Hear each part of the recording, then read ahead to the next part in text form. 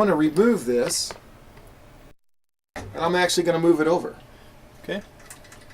Never been done before, so no guarantees that the yoke is perfectly, abscadiddly-doodly level. I am going to run it back up to 0 and take a look.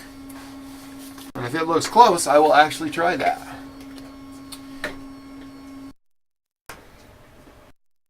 I don't know. I really don't know. Hold on a second. Oh, I went the wrong way. Was this caught on something? No. Are you sure? Yes, it is. Is it? It certainly is. Oh. Ha! Hold on. Yeah. Let me move the... So you guys didn't see what was going on there. Is that clear in the back now? Yeah, it's clear. It's yeah. You sure? Yeah. So the yellow, the brown part won't hit now? Yeah. Much better. Okay, that looks good. All right. Yeah, just a little. I actually don't think I'm going to need it, but yeah. Just the area that in this area right here that you. Well, I'm actually going to print right here again. Okay. Okay. Yeah. But so, it's just the one area that we didn't. I'm not sure if you sprayed or not because you moved the head over. Yeah. So, okay. So we're going to make sure that we got to wait for it to heat up again. You'll notice that it's cooled off. Now it's on. Mm-hmm. So it re-registered itself in the new position. Mm-hmm. It knows that it's no longer here in position 2. And yeah. So hey, when it gets to 225, which is going to be about 1 more minute, then I will do what I always do. And that is I always... hold on. Let's go. I always run some filament. It's just standard procedure. Get the head to temperature, run a little bit of filament, clean off the tip, start your print. Yep. That's the way we work it. Yep. You follow that, you're never going to be unhappy. Or mostly you won't be unhappy. Now, as a question... Oh, I forgot to lower, while you guys are there, I'm actually going to change now, and I'm going to do a global feed rate replace right now. You're going to see what that takes. And I'm going to drop it down a little bit. So let me go ahead and get you guys a little bit closer so you guys can see that. Okay, I'm going to run it down to maybe 1100. Mm-hmm. Yeah, let's go 1200. I think 1200 will work. Okay, and this guy here, I'm going to move it up.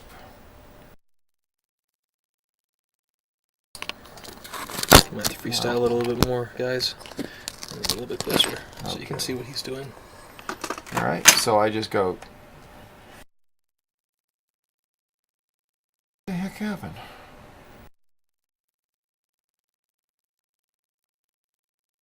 Well, maybe I'm not going to do it. What is going on here? What's the 2026? Well, that was me doing that, but that's not going to have any effect on anything. Okay.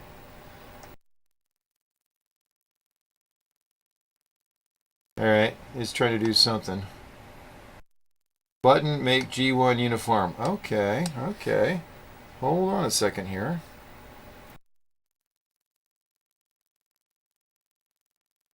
Huh. Well, in that case...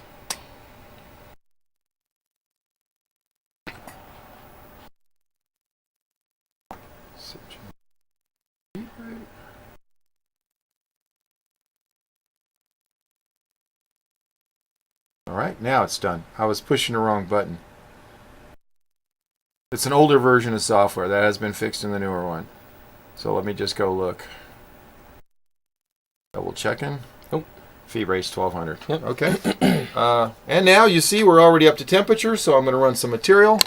And I am running it with no problem. I'll move that down. Okay. You want to run the other one? Yeah, let's run the other one. Oh, look at that. Nothing's coming out. Is it a temperature? It says 229. Mm-hmm. Barely moving, that's why. Yeah, there it comes. Mm-hmm. That's why we do it, guys. Because it's been sitting there all hot. All right, I'm gonna put them back on. Okay. All right. Let's try it one more time. We go with the print button. Ooh, what was that? Something popped up. Oh, I know.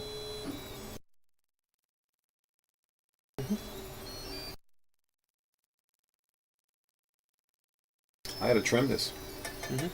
I know. This was designed to have a thicker build platform than 4,000ths of an inch or 3,000ths of an inch, which is what the yeah, it looks just fine.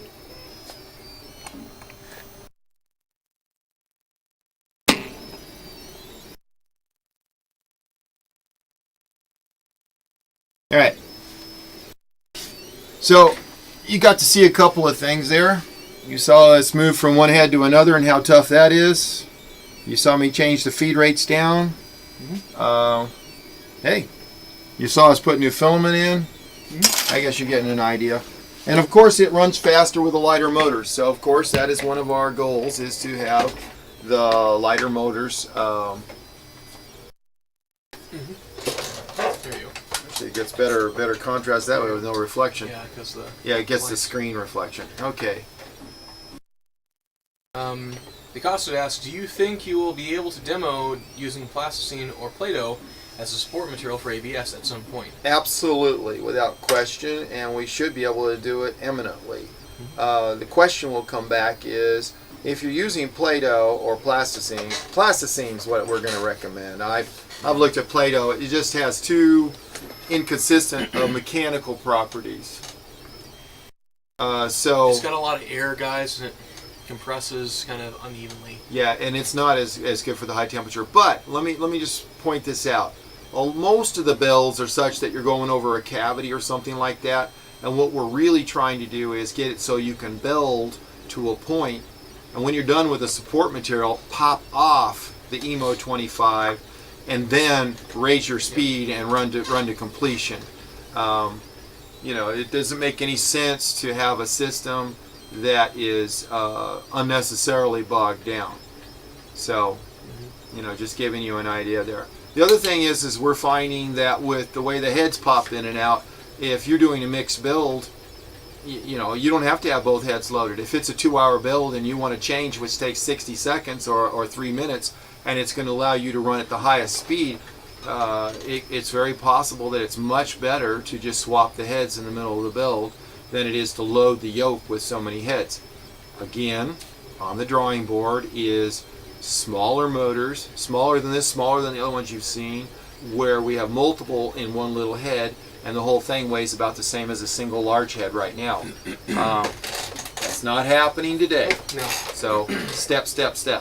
But it is the direction that we're taking it. So I hope you guys can appreciate that. Oh yeah. For us, it's all about quality, reliability, and speed will come behind it. And don't think we're going to be the slowest turtle on the planet. We will improve that speed continuously. It's just we got to start somewhere, and so we've started with the speed and not being the first and foremost thing. Well, you know, you can go as fast as you want. I mean, it's the whole, you know, was it choo out of the three? Good, fast, and cheap. Yeah. Oh, we can be one of those three. Yeah. Fly by night. We fly fast. That's right. Okay. So, is there any more questions from you guys? We'll actually take another shot and see how these guys are coming. Well, you know what? Do we have some of the gears we printed on the other machine? Yeah.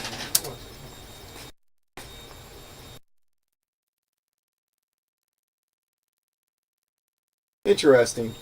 I don't know who said this is orange. It really turns out to be more orangish in color when you get it stacked. But when it's thin, it's pink. Yeah. That's something else that's pretty cool. I don't know if you guys saw it or not. Here. You run it. Okay. You can actually see through the plastic, and the grid's quite clear. Oh yeah, here. Yeah. This is this is what a gear looks like when it's printing finished. A little better. Yeah. So you can see that it turned out not too bad. All right. So yeah, it's not so bad. And two of them can actually mesh. Now, everyone's thinking, no, we're not making MakerBots here. We were just having some fun, and we weren't sure how if the printer was ready to print stuff like that. But it's looking better and better. Okay. Yeah, you can see how you see through the grid on it. Especially this green, it's transparent. Oh yeah, there it goes.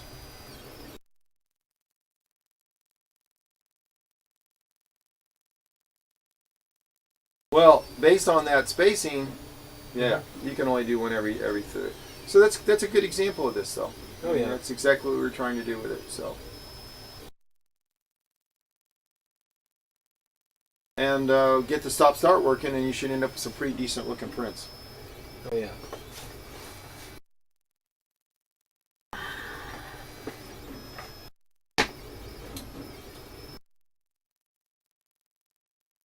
Beautiful.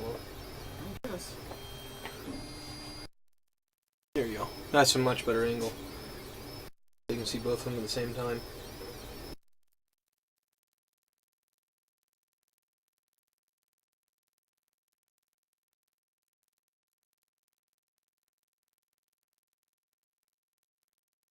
Okay. Who's that? Is that Midnight Manufacturing? Yeah. And Charles, I apologize. I saw you tried to call me earlier today. Oh. Just was in the middle of something, personal issue that I was taking care of. So I do apologize. I had the phone. Yeah. I didn't answer. No, he called my Oh. personal cell phone. So You're calling the wrong guy, man. You got to call me foods related. I'm the guy to go to for food. And yes, we do want you to schedule some time, come out and meet with us. Charles, what I'm asking you to do is come and give me a 30-minute or a 60-minute tutorial on OpenSCAD the way you did with Hutch. Yeah. I'm asking you because I already have a couple of backers / new customers that I believe will benefit tremendously from us linking in a GUI to OpenSCAD and directly slicing while we're building it. Tuesday at noon, Wednesday at noon, or not Wednesday at noon, Tuesday or Thursday at noon is a great time. If you have time to do that, I would appreciate it. Consider it a personal favor. And you're in luck. I can buy lunch this week. So I would love to see you. And I will try to keep the engineering talk level. Yeah. Orion? Oh, both. Yeah. I can't afford 2 lunches, just one. Ryan asks, how did the big build that you started last broadcast come out? Total disaster. Turns out that it wasn't a disaster. That's the wrong word. You want me to grab what we had and show it to him? Yeah, the stick. Yeah. It was coming out great. It was staying down stuck, but when we got to the middle where the diagonals were going all the way back and forth, all of a sudden something weird happened, and that's when we found the round off error. And no, not that one. The big block. The base to it. Yeah, the big. Oh. The rectangle. So that's what made us stop, and that's why I had to go snorkeling there in that firmware to find out what the problem was. Found it, fixed it, and now I'm getting ready. And tomorrow we'll be printing in that again. Here's one of them. Okay. I'll grab Yeah, there's another one there. So this is the new footprint for it. You can see it's pretty large. I mean, it's like almost 8 inches. I think it's 7 3/4 square. There you go. Okay. So what we're going to show you is, if you notice, it prints fine to a point, and then it started getting this. Well, what happened was we're calculating the move, and right here's where the round-off error took place. Yep. And we went over limit. So what we did was we accidentally got too high of a velocity. The velocity went up to maximum, and that's why there's just little strings through here. On the other hand, it's very nice because you can now print a filter. And I knew you guys would be impressed by that. So we'll say it was done on purpose. Yeah, it wasn't. But one good thing is this doubles as a placemat, and if anybody wants to print custom placemats, well, these are actually pretty darn good as placemats go. You can see them up there. I was quite surprised on this guy because when you first started off on this guy, we were trying to see what we could do if we get the print on the actual aluminum bed that you guys can see, and it actually picked up The grid. the grid. If you guys can see it in the light, there you go. So, yeah. A little bit further over. There you go. So, yeah, it actually did pick up the grid. There you go. Good.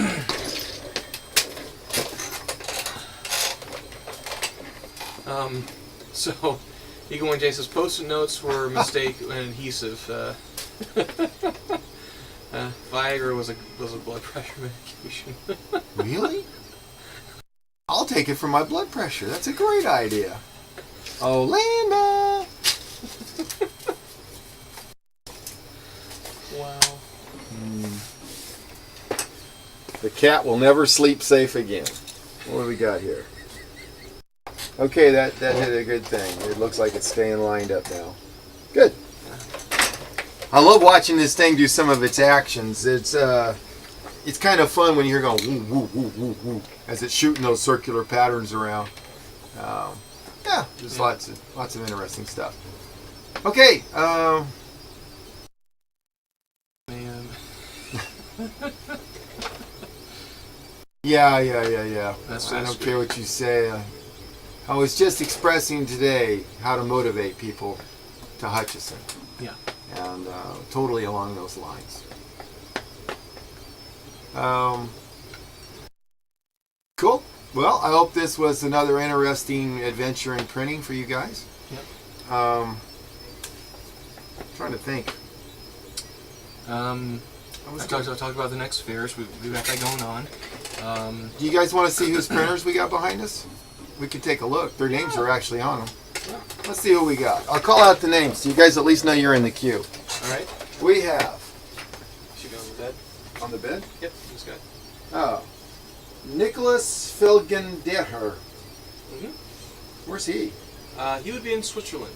Oh, well, you're not getting yours this week because I'm dropping it off. Bruce Bacca. Mm-hmm. This one underneath here is Christopher Creel. local backer. Dr. Darrell Wallace, one of our first backers. Mhm. Timur Anwar. Oh, we got any more? What's this one? The Unknown Comic. No, I think that. Sorry, guys. I think that was mine. Oh, Daniel Hutchison. Oh, in case you guys are wondering, we did get traction. One more unit is actually out in the wild in the hands of someone. Yep. Local. You still owe us those PDFs on the website. What's the PDF for? Yeah, he's right. And Brian Arandes is over here, so. Brian? Okay, Brian Arendis is the other one. Is he online tonight? It's in the other room, guys. He'll watch it. And as for the PDFs, you're absolutely correct. I apologize for that, guys. Some of the numbers I actually had on the brochures, the PDFs, the PDF brochures. Is that for the heads? It's not just for the heads. It's for the System 30s. It's for the engines. It's for the accessories. It's for the heads. Some of the stuff that I had on there was off, so I've gone back and had to fix those. But they'll be up there. They'll be posted, and you'll get that in the next Kickstarter update, letting you guys know exactly where they are. So if you have any questions, you can base it off that information. Yeah, we have the PDFs. I've seen them. They were with you on Thursday, right?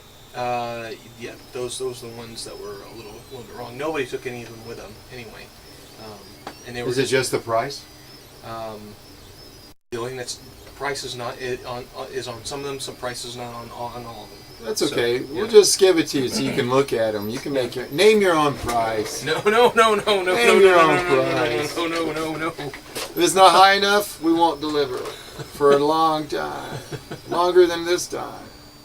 So. And then Ryan asked, Eagle1J, did you complete the build of your Tesla? I'm about 25% time.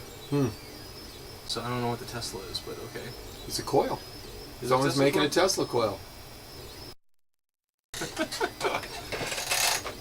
You know, I saw William Shatner the other day on a short video clip. You know, he's like 84 years old. Yeah. He is in phenomenal shape for 84. What they have him with, he's doing a spoof where he's doing a little kung fu action. Yeah. It's not with Jackie Chan, but it's one of those famous guys. It is really, really funny. And he moves great for 80. The one Tesla works, and I swear the cable is long enough for him to suck her down. Well, let's see how it's doing here. Cool beans. Yeah. General rule is if you're going to be in a sci-fi program, you're pretty much going to be living forever. So as long as you don't wear a red shirt. So, and what's the red shirt do it for? What? What's the red shirt? What's the thing with that? Your character usually gets killed. Very okay. Okay. So, Orion says, "Really, it scares me to look like." Okay, so you guys are talking about and Eagle 1J said at the very beginning of this that we would have been able to hold our own very easily over at the World Maker Fair. Yeah. I'm agreeing with that. Yeah. We can still hold our own. It's a question of priorities. The priorities is take care of what we've already got started.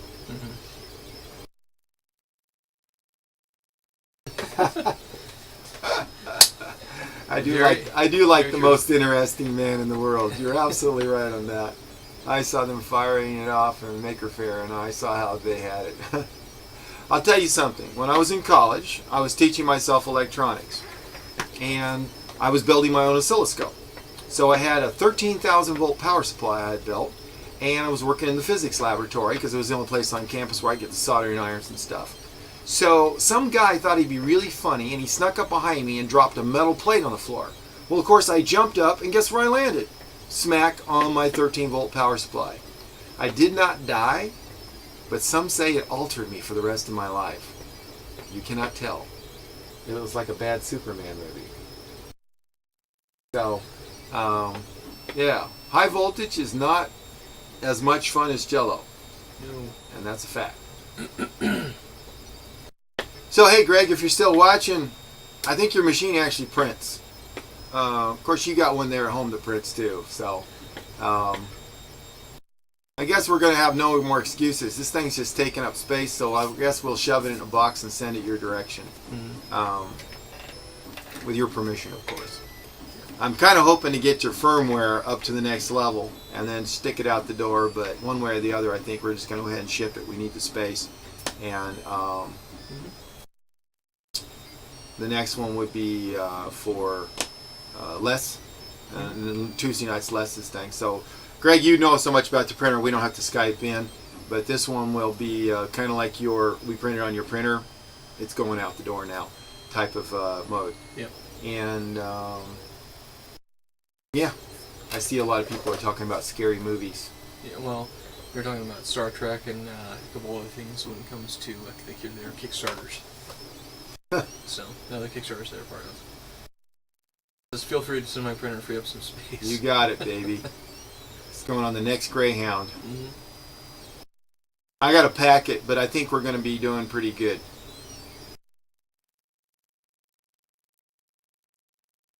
Yeah, it's coming assembled. I got to test somebody out, so why not you? Anyway, anything else? You wanna? No, nothing I can think Oh, of. you guys, Oh yeah, well you're bringing those out for a reason. we had some fun tonight, this week. We're in the middle of learning about printing more. I know that's a terrible thing to say after all this time, but now that we can print, we're having fun with it, and we're also seeing what's going on, what our benchmarks are. So we bought this part. We had someone locally who has an expensive printer, like a $35,000-$40,000 printer, and they printed that up for us. This was for a project, and this really was one of our very first 3D printed parts. And we liked it so much, we said, wow, that's awesome. And so we went ahead and made one for ourselves. And yeah, we printed that too on this printer. So, there's still some hairs up here. It's not stopping and starting perfectly. But we're going to print this again with the new algorithms this week. Yeah. And see if we can't... well, show it to them side by side, so they can get some relative scale. Ours is prettier. It's green. But, it's we're getting there. We're getting there. Cool beans. Very cool. Sophie asks, do we have the option to get it flat or not built? Canada. Yes. For you, I would do that. I owe you a special favor. So, we just need to figure out what helps you, you know. Yes, the idea is I like to deliver them and I don't like to assemble them, or I like to take them in kits and then assemble them and then deliver them. The assembly time on this is not bad. It's just a few hours from scratch for us, but that's if it's been built and printed and then we pull it apart and box it. If you're starting from scratch and you just throw some parts in a kit, like you go pull them off the shelf, we always find a hole we didn't get right or a cable that's not working correctly. It's typical manufacturing. Right now on a scale of 1 to 100, 100 being excellent manufacturing and 1 being worse than Tijuana, we're maybe 2. So that's the way we're at. That's the reason why now we're having less rework. We have less redesign stuff, but still we're stumbling a little bit. I've got quite a few circuit boards that had some production errors on them. There are no reliability issues, but we have some production errors on them. Things like Hall effect sensors that were not correctly hooked up. And, you know, cables. We have one cable in particular that's been a nightmare for us, and it's the simplest of cables. It's only 3 wires. But, again, that was just poor part selection on our part, which doesn't usually happen. But in this case it did, and we know about it. So we have a procedure we follow, and if we don't like what we're seeing, we just swap out the cable, get you a new one. Painful is not the correct word. Stressful is a better word. Yeah. Tedious is another word. It's tedious because a lot of us that are doing the printers haven't done machines before of this nature, and so the normal, natural debugging you do when you're working on an automatic machine like this, i.e. you come and say, is it above or below? Draw a line on the machine, go, is it here or is it here? Then you go, is it that half or this half? And then you go, is it that quarter or this quarter? And it's just, if you start free range diagnosticing all over the place, you're gonna regret it, because most of the time you jump right over the problem and you don't realize it. So that's about the typical manufacturing. We will try to put one in a box and ship it, broke down too. I have no problem with that. I hope, I hope that this is something that people are thinking is okay for them.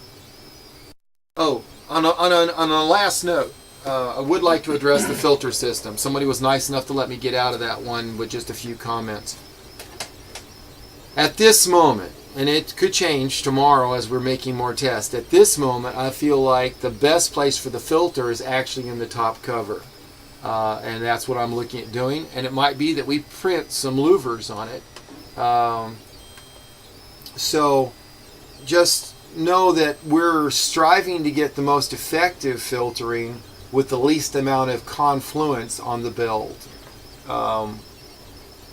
I mean, it's building out in the open right now, but we're not near a fan or anything, and this is not a tall part.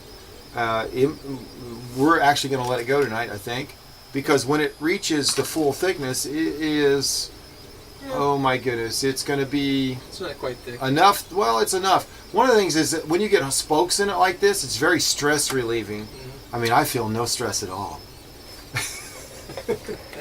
But it does. It relieves the stress. Also, Tim, down in Australia, the one who came and visited us, Timbo has lately been giving us a ton of really good stuff. And he sent us someone that's invented a new slicing pattern, and basically it comes in, it makes a spiral, and when it gets to the center, it reverses the spiral and comes back out without touching itself, so it becomes like a spring that you can pull apart, like a watch spring. And I have a lot of hope for that. I think that that can be very, very useful in a lot of larger builds. I think that will tremendously relieve the stress that you see. And so this is